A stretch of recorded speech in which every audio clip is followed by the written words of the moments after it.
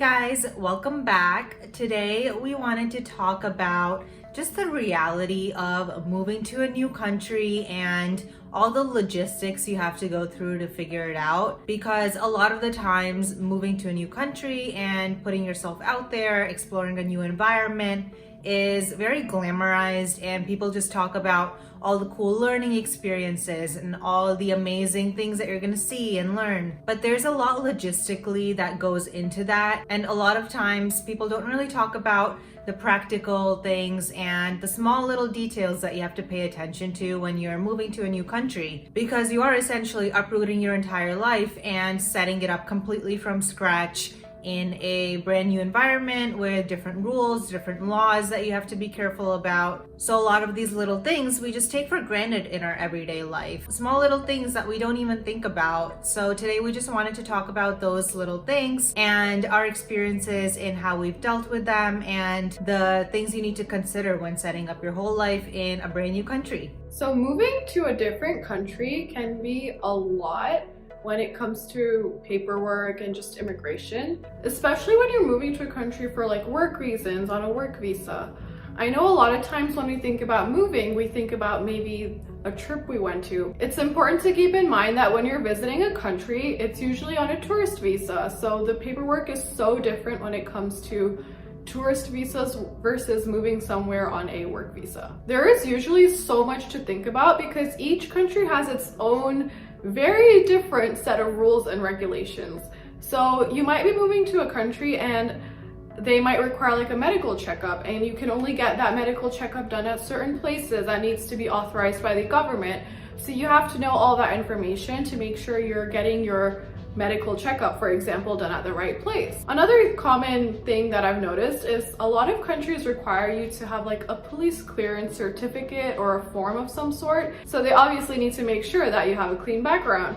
So a lot of those countries will require you to have a police certificate of some sort from all the countries you've lived in since you were 18, or something similar like that. And this is all the paperwork you need to have done before you can apply for a visa. And a lot of times with these processes, there's so much uncertainty and ambiguous areas that it's so easy to feel overwhelmed and stressed out. So not only do you have like a whole list of things to do, but you also have that additional stress or additional anxiety around all the work that you have to do. And so because of that, a lot of people end up having to hire a lawyer or some sort of immigration consultant because they don't want to mess up the paperwork. And of course, with hiring someone comes a financial cost, and usually the financial cost associated with immigration consultants or lawyers is quite high. So not only are you stressed out and have a lot of things to do in terms of paperwork, but you also have to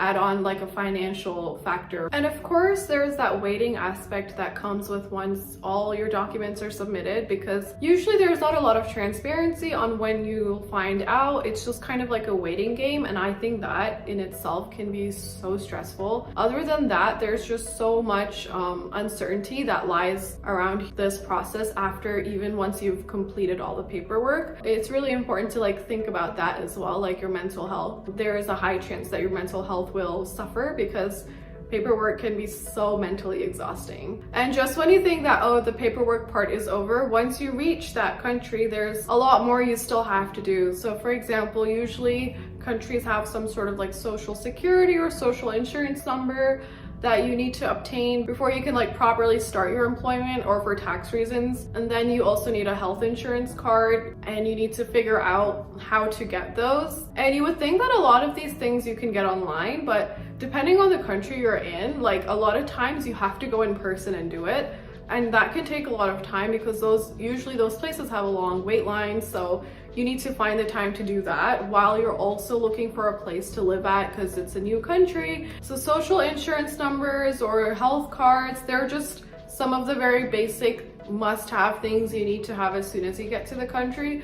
But also you need a driver's license, and depending on the country you're in, it could be very easy to transfer your previous driver's license But also depending on where you moved from, that can be a really long process. And for some countries, it's not really possible to go without a driver's license because a lot of places don't have public transportation, especially in North America. So you need to have a car and you need to have a driver's license. So that is also something you need to think about. And I think that's something a lot of people don't think about, especially if they're coming from like Asia, because public transportation is usually something that's very easily available, or like taxis, Ubers are very commonly used and they're not super expensive. So there's just a lot of things that you need to also do when you get there. One of the most important priorities that you're gonna have when you move to a new country is looking for a place to live. And depending on the amount of time that you're living there, maybe it's only like a month or two, you might only need like an Airbnb, or if you're moving somewhere a little permanently, or at least for a couple of years, you might want to look into renting an apartment or a house.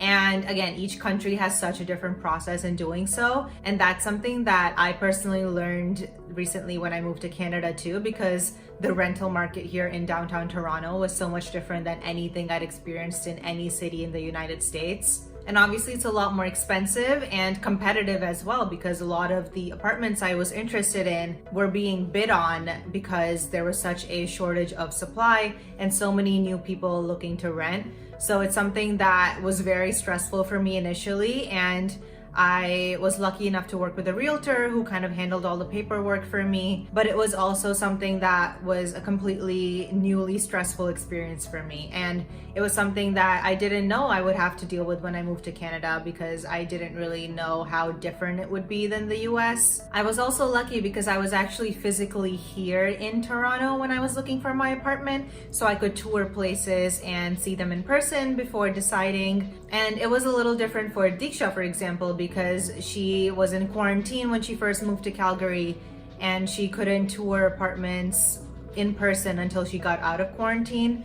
So she was just looking virtually and doing virtual tours for a while. And when she finally got out of quarantine, she was able to go and look at the shortlisted ones in person. So looking in person definitely makes a huge difference, especially if you have the ability to either come and stay with friends or family, or stay in a hotel for a bit, or make a separate visit altogether before moving there to look at apartments, look at homes, and see what areas and what places you like the best. Because virtual tours can be helpful, but they don't always give an accurate representation of what the area is like, what the actual space is like. So looking in person is definitely a little more helpful. And that's especially true if you're not 100% sure what part of the city you want to live in, because especially for me, when I was moving to Toronto, I had an idea of what area I might be interested in just by looking on Google Maps and asking around and looking online. But when I got here and I finally walked around that area in person, I realized it wasn't the vibe I was looking for.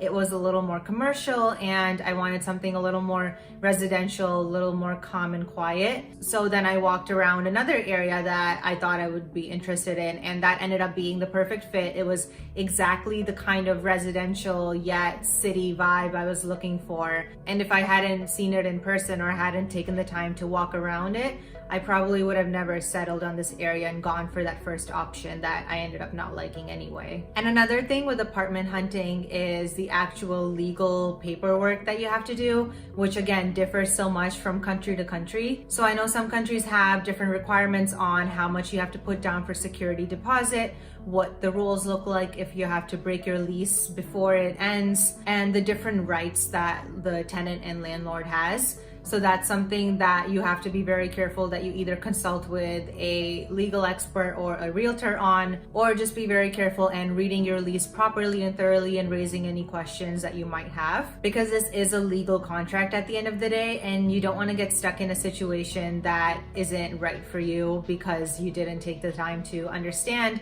and ask the right questions about what contract you were getting yourself into. And of course, when you move to a new place, there are expenses associated with that, such as furniture, but those are just some of the expensive. There are so many other small expenses that add up as well. So for example, cleaning supplies, kitchenware, home decor, all of those things add up as well, and they can be quite expensive. So it's important to not only consider the big costs per se, but you should also think about those small costs, because a lot of those times those small costs actually add up to be more than those big costs. So another thing to keep in mind is setting up a brand new bank account and transferring money over into this new country. So a lot of countries have different processes. Sometimes they're very long and complicated to just set up a bank account and open up a checking or savings account, maybe applying for a credit card. And that's something that a lot of us don't really think about and plan ahead for, especially when it comes to transferring your money from your home country to this new country, because wire transfers can often be expensive, take a lot of time. A lot of banks have different amounts and different limits that you can transfer over a certain period of time. So for example, some banks you can only transfer like $10,000 a month. And when you're starting out your life in a brand new country, you might need more than that to pay for things like your rent deposit or your overall expenses and just hotel and things like that. So it's really important before you leave your home country to think of how you're gonna get money out of that country and maybe set up an appointment with your bank or a representative to figure out the easiest and most efficient way to transfer your funds over. Sometimes banks have tie-ups with different banks in different countries, and that makes it easier for them to waive those limits and make that transferring process faster. So it might be more helpful to open up an account with an international bank that already has a connection to your existing bank. But even otherwise, it's important to do your research and consider which bank internationally you are opening your new account with, because some banks have rules on international citizens opening up their accounts. Sometimes they have a little more lengthy processes to go through. So you really want to see what best fits your needs and what gives you the most flexibility and the most benefits. So if you know people already in the country, or you're just Googling and doing your research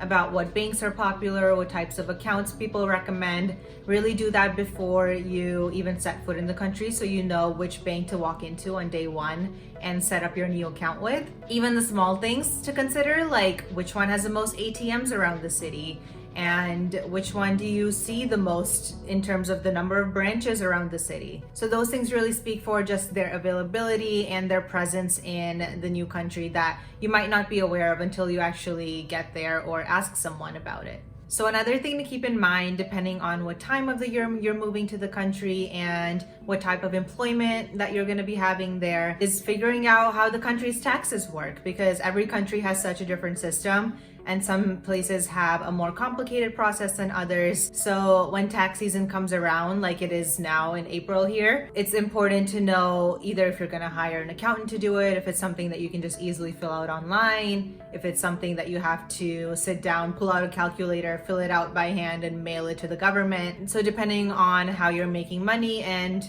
what your status is in the country, the different types of taxes and the different processes might vary a little. So for example, in the past year, Deeksha and I worked both in the United States and in Canada. So we had to fill out taxes for both of those countries separately, which just made our process for this tax season a little more complicated and a little more lengthy. So in the United States, we weren't eligible to file our taxes online this year. So we had to literally fill it out by hand and go to the post office, put it in an envelope and mail it out. Whereas in Canada, we realized it was a lot more easier and we could literally just fill out a form in 10 seconds and hit a button and our taxes were filed. So it's something that we had to do a little bit of research on, especially this year being the first year we're filing Canadian taxes, but it ended up being a super simple process and nothing that we couldn't figure out once we asked someone and once we Googled a little bit. And another thing that was a huge issue for me was having to get a brand new phone number and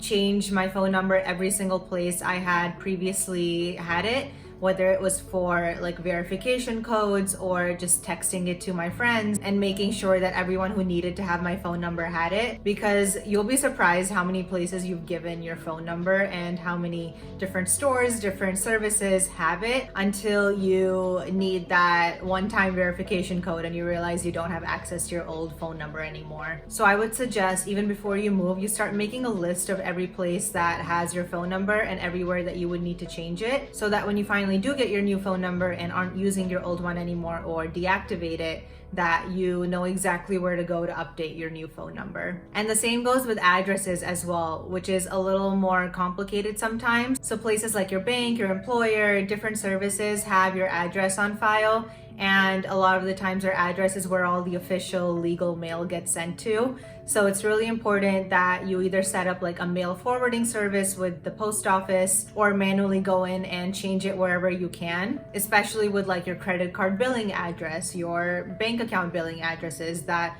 are a little more particular to where you live. So definitely be sure to keep a running list of where you need to update your phone number and your address, so when you're in a situation where you need to verify it, you can't be like, I don't have access to that address or that phone number anymore. So hopefully this information was helpful for you guys and it kind of gave a better reality of what moving can look like. So let us know in the comments below what you guys thought of this video and if you guys have any suggestions on what you'd like to hear from us. And we look forward to seeing you guys again next week. Bye!